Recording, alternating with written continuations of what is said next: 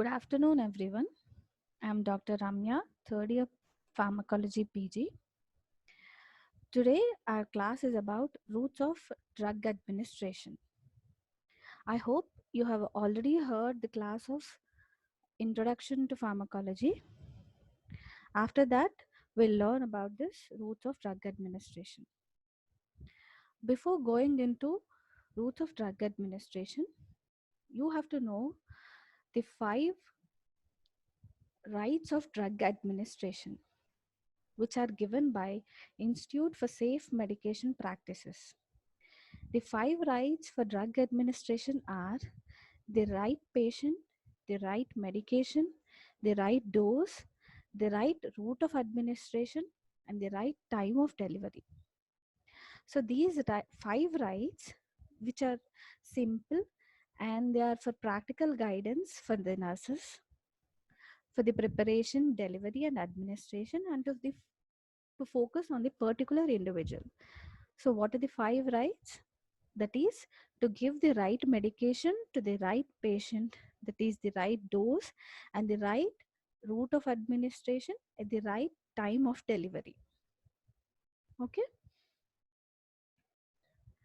Next, before giving the drug, the nurse should review the drug administration guidelines. That is, he should verify the medication order, that is, which drug should be given from the chart. That you will be given the case sheets or the prescriptions through which you can check the drugs which should be given. So you should check the allergy history to which patient you are giving the drug. Before that, you should wash your hands, you should apply gloves if necessary, and you should use aseptic techniques before preparing or administering any parenteral medications. In all such cases, before drug administration, you should identify the patient first. That is, you should ask the patient's name by his full name, because there might be patients with similar names in the hospital. So you should ask his initial, his check his identification number.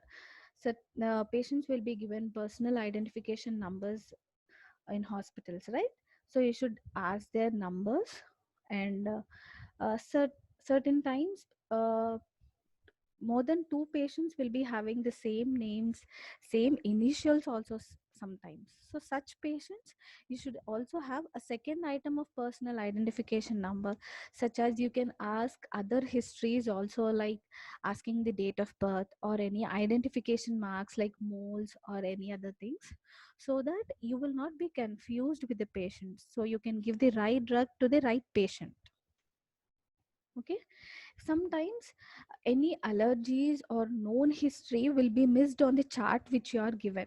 So you should once again inquire the patient or the patient attender who is standing next to them. You should ask them, so that you can be more careful about that.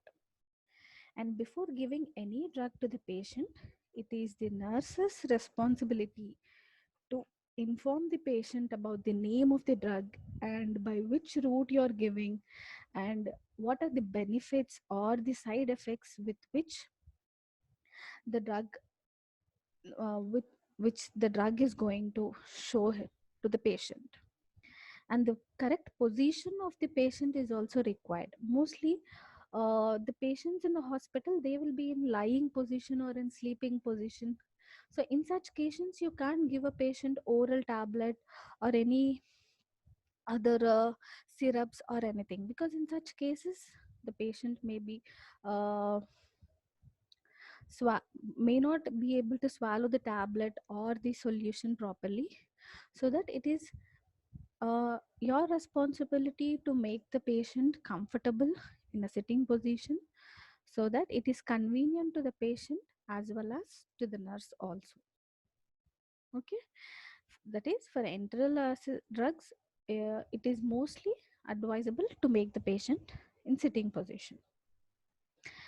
And next, if the drug is pre-packaged, like if it is IV solutions or any blood transfusion bags or any other things, you have to unpack it near the bedside, that is near to the patient only.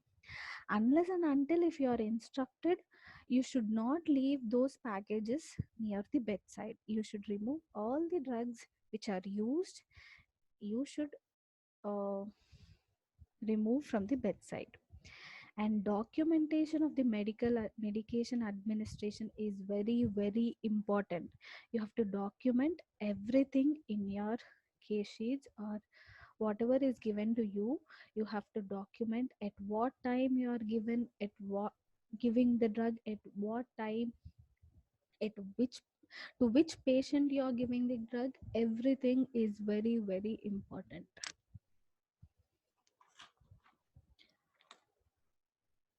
Apart from this, uh, in addition to these five rights, other than a patient, he might refuse the medications, like he will not be willing to take certain medications. At that time, it is the responsibility of the nurse to educate the patient about the drug benefits, what are the risks and what are the benefits. So it is your responsibility to inform the patient and educate the patient. And also the drug should note, the nurse should notify the healthcare provider or the doctor, and they should document as I have already told. In this, there will you will be you can have three checkpoints where you cannot miss the right drugs or the right patient, where you cannot miss. You can have the three checkpoints where, like, before giving, before removing the drugs from the container or refrigerator or the drawer from which you are bringing the drug, before giving to the patient, you can check the drug, you can check the expiry date, you can check the name of the drug, everything. This is one checkpoint. The second checkpoint will be before preparing the drug, that is, if it is IV injection, or before loading the drug, or before preparing the drug, like that. And the third checking point will be before administering it to the patient. Before giving it to the patient, you can check the patient's name, and again you can check the drug also. So these 3 points, if the at these three checking points if you check, you can be very careful. Despite all these, error might occur, so you can before that you can be careful before checking. Coming to the three broad categories of routes of drug administration, they are enteral. Enteral means through intestine, then parenteral. Parenteral mostly include injections. These injections are parenteral, which where the drugs directly enter into the systemic circulations. And then topical. So enteral administration, parenteral administration, and topical administration. Coming to the enteral route of administration. In this we have oral, sublingual, and buccal, then rectal administration. Coming to oral route of drug administration. What are the advantages we have here? The patient will be very convenient. He doesn't require anybody's help. If he knows which tablet to take, he himself can take the tablet. So he doesn't require anybody's help. So it is safe, it is painless. What are the disadvantages? The drug will have slower onset of action. The drug cannot be given to unconscious patient, or if the patient is uncooperative. Patient having nausea, vomiting, or diarrhea. If in such kind of patients, if you are giving any tablet, he may spit it out or he may vomit out the tablet. So it is waste of giving such tablet orally. So you should first ask the patient if he is able to swallow, whether he is feeling convenient to take it orally or not.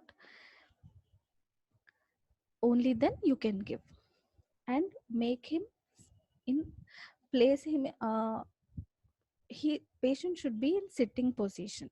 If he is in sleeping or in lying position, he may feel the any respiratory obstruction might occur, or he may vomit the tablet, or any choking kind of sensation might come. So if he is in a sitting position, it will be easier for him to swallow the tablet.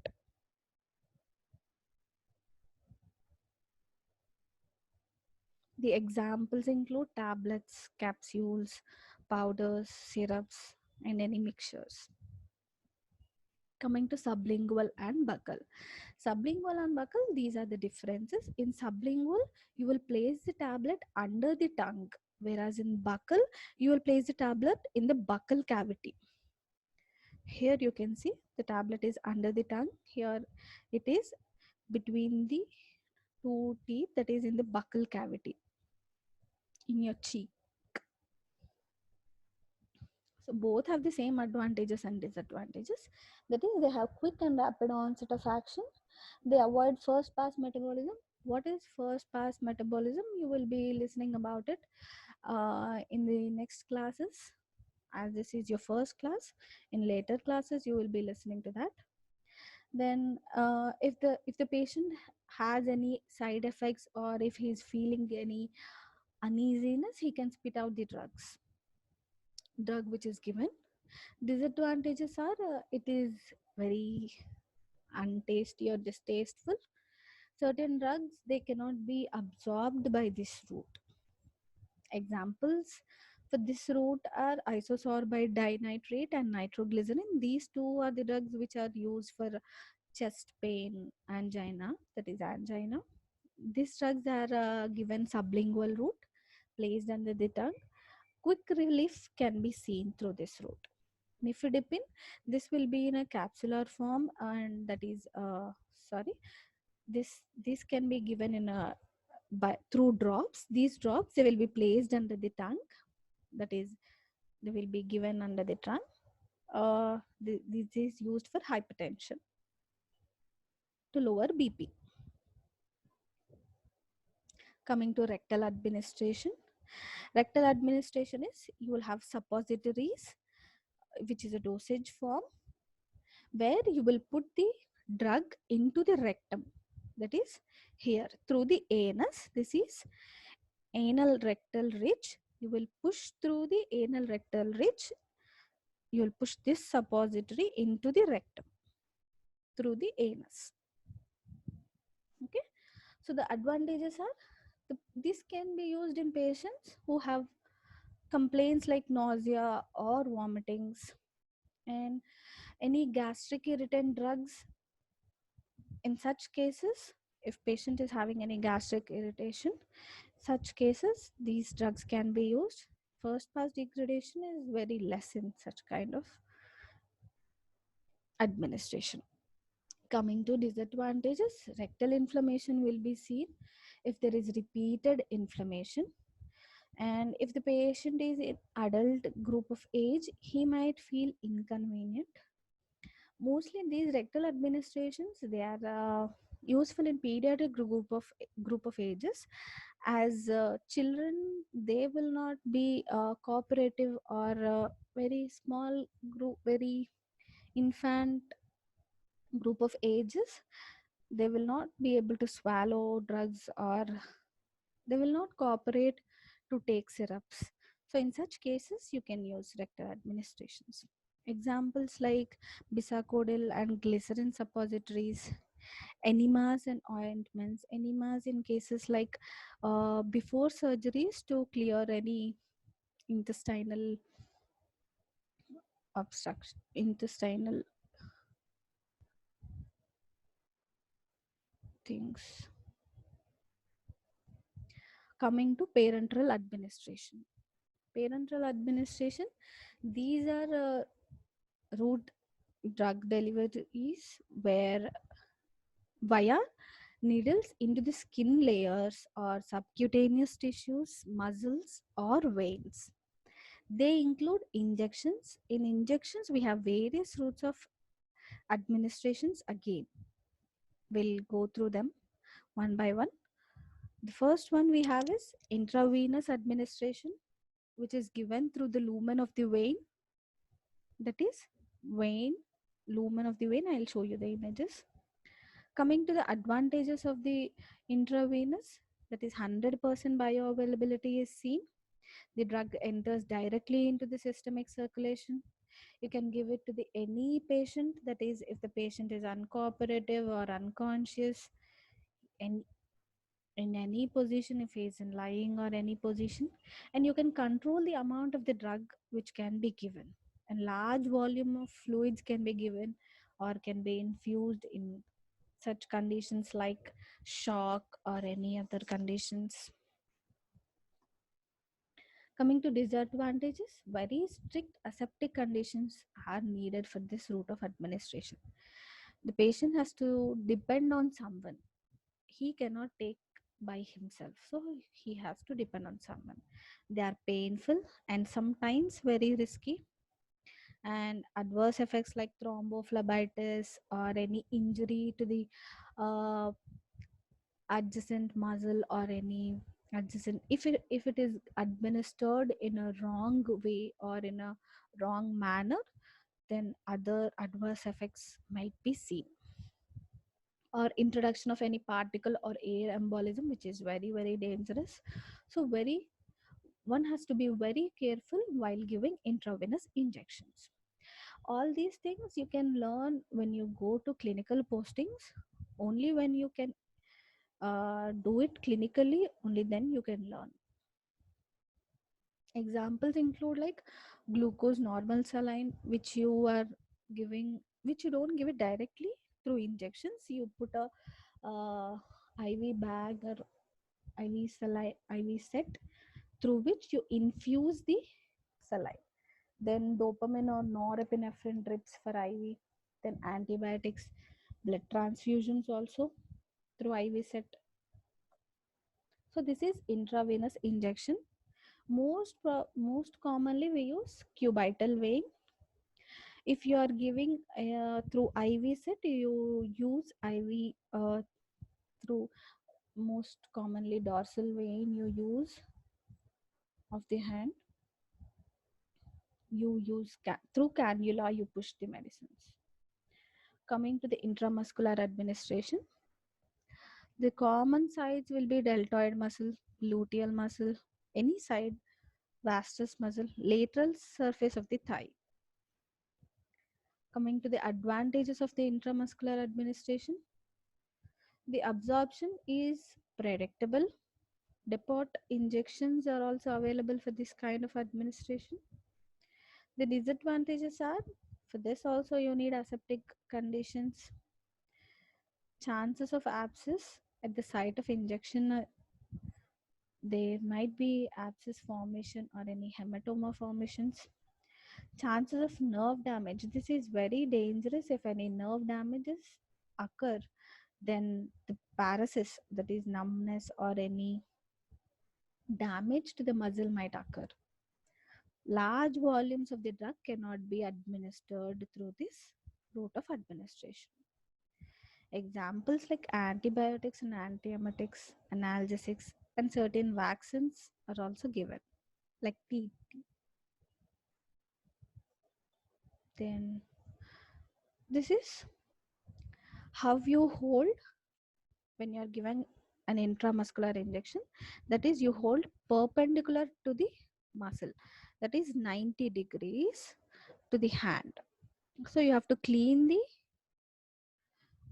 area of the injection, that is the site of the injection first, then hold the injection 90 degrees to that and give the injection, then place a small bandage or anything like that. So you have to give it in the muscle region. Coming to the subcutaneous administration, in this injection, the site of administration is into the subcutaneous tissue. Okay.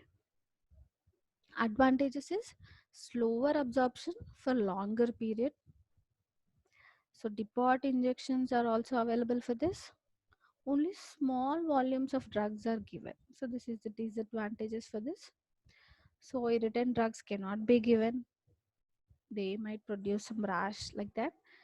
So examples are local anesthetics, certain vaccines, insulin, like that. In subcutaneous, you hold the injection in 45 degrees and you give in the subcutaneous area. You cross the epidermis, dermis, and give the injection in this subcutaneous area. You clean again, you have to clean the area of the injection site, then hold the injection in the 45 degrees and give the injection. Coming to intradermal, here the site of injection will be the outer layers of the cell, that is into the dermal layer. After the epidermal layer there is dermal layer. You will give the injection into dermal layer. In this also only small amounts of drugs can be given. Absorption is slow. Example is like, you all might be knowing BCG vaccine, and in certain allergic testing also you can this intradermal administration is being used. You have dermojet injections also. These are nothing but, in this, these are needleless injections. As they have no needles, it is a painless procedure. Here they are high velocity jet projected through a small microfined orifice. They are useful for mass inoculations. In intradermal, you place the injection at 10 to 15 degrees. You give in the dermal region, you cross the epidermal layer and give the injection in the dermal region. Again, same, the nurse should be very careful. You clean the injection site area first, then give the injection, holding the injection into at 10 to 15 degrees. So these are the three different things. Intradermal at 10 to 15 degrees in dermal region, then subcutaneous at 45 degrees, intramuscular at 90 degrees. Intravenous, they say 25 degrees, but most commonly you will be using IV cannula, so it doesn't matter. Coming to intraarterial administration. What is intraarterial? Arterial is, that is, you give into the artery, lumen of the desired artery. So here the advantages are, greater concentration of the drug can be delivered into the desired site, like in whichever artery you want to give at the desired site, you can give into that artery. But for this, you need a very very great expert, very skillful people are required, and that aseptic conditions are also required. Examples such as radiopaque contrast in like coronary angiography or cerebral angiography, in certain conditions you require this kind of administrations, route of administration. So in this way you give into the artery. Coming to intra-articular. Articular means a joint, like knee joint or elbow joint. In that joint you give this injection. The advantages are similar, like higher concentration of the drug to the area. Disadvantages is, repeated administration may cause any damage to the joint, and this is a painful procedure. So examples are hydrocortisone for the treatment of rheumatoid arthritis. So in this area, the injection will be given. This is the joint space. This is the knee joint. So the injections will be given here like this. It is a painful procedure. Coming to intraperitoneal administration. Here, the injections are given into the peritoneal space. Advantages is like rapid absorption, because peritoneal space, it is a larger surface area, so there is rapid absorption. The disadvantages are, it is very risky, they are painful, and very expert people are required for this. So it may lead to infections if proper uh, precautions are not taken. So examples like dialysis, peritoneal dialysis in any poisoning or renal failure cases. Coming to intrathecal administration, thecal means subarachnoid spaces, that is giving into the thecal spaces. Advantages, they bypass the blood brain barrier. Disadvantages, as I've told, very great expertise people are required. I don't think they will give these kind of injections to the nurses. Mostly anesthetists will be giving this kind of injections or these kind of administrations of drug. So examples include radiopaque contrast media or xylocaine injections for anesthesia. Then coming to intramedullary route of administration. In this, the drug is directly injected into the tibia or sternal bone. This kind of injections, they are mostly used for bone transplantations. They are also very risky and painful. Coming to inhalational route of administration. They are they are inspired through nose and mouth. Advantages, faster absorption, quick onset of action. Then self administration is possible. Again, like oral route of administration, no other, the patient doesn't require anybody's help. Disadvantages are bronchial irritation and increased salivary secretions are seen. So examples like oxygen and general anesthetic inhalations. Of course, in general anesthetic inhalations, they need others' help, that is anesthetics help. But in metered aerosol preparations of salbutamol for bronchial asthma, in such conditions, or any nebulization conditions, or any inhalers, in such conditions, he doesn't require anybody's help. Inhalation administration is also involved in parenteral route of drug administration because the drug directly enters into the systemic circulation. Coming to transdermal administration, this also it provides this is also included under parenteral administration because it provides systemic effects. Systemic relief is seen, systemic effects are seen through this route of administration. So this also comes under parenteral administration. Coming to side, this patch, it contains an adhesive matrix where the drug is attached. Here, this patch is attached to the chest, upper abdomen, or mastoid region. I'll show you the images so that you will understand.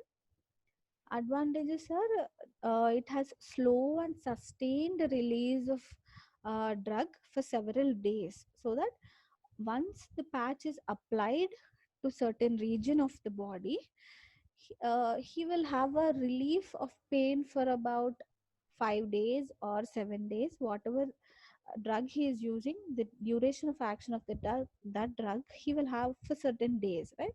So he need not take the drug daily,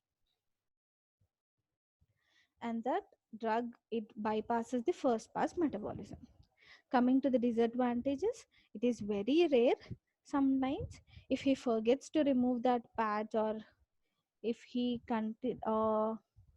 continuously uses something else on that patch, or applies something else on that patch, then irritations might be seen. Examples are nitroglycerin patch for anginal pain, scopolamine for motion sickness. Mostly this is applied in the mastoid region. Then coming to nicotine patch to avoid smoking. So the patch is in this form. You have to remove the extra protective coating and place over this region. So there will be sustained release of the drug. Coming to topical administration, you'll have conjunctival, that is into the eyes, eye drops, or any eye ointments. Then nasal, auditory is into the ear or mucosal. Examples like ointments, aqueous solutions, drugs like chloramphenicol, gentamicin, ciprofloxacin. So these are the examples. You have to retract the lower eyelid, put the eye drops like that. You have correct positioning of the patient is required for such kind of route of administration. For ear, you have to retract the ear in such manner. So all these things you will learn in your clinical postings. You have to instill ear drops in this way, and in nasal drops, you have to administer drops in this manner. Coming to inunction and dermal, inunction means rubbing the drug onto the skin, like lotions or any creams or ointments. You rub the lotion onto the skin, right? So that is called inunction. Then dermal are nothing but sprays. You spray that you spray that uh, or you dusting that over the surface, that is dermal. These are safe and easy. Disadvantages are they are difficult in measuring, like how much amount of the drug is going into the skin, that is how much systemic absorption is taking place, you will not be knowing. So examples like powders and solutions, lotions, creams, analgesic preparations are sprayed. So so these are the main important routes of drug administration, which are uh, which are very important. So if you know these, this will be sufficient. So coming to these abbreviations, which are very important. So these abbreviations you can look into the prescription or the chart which you are given. And before administering any drug to the patient. So as you all know, BID means twice a day, cap means capsule, H or HR means hourly, IM is intramuscular, IV means intravenous, PO means per oral, that is by mouth, PM means afternoon, QID means 4 times per day, Q2H, that is every 2 hours, 2 hour, 2 second hourly, Q4R, Q6R, Q8, sorry, 4H, 6H, 8H. That means every 4 hours, every 6 hour, every 8 hour, or every 12 hours, like that. This is treatment symbol. Stat means immediately or at once, one dose or immediately. Tab, you all know tablet. TID means 3 times a day. So these abbreviations are very important.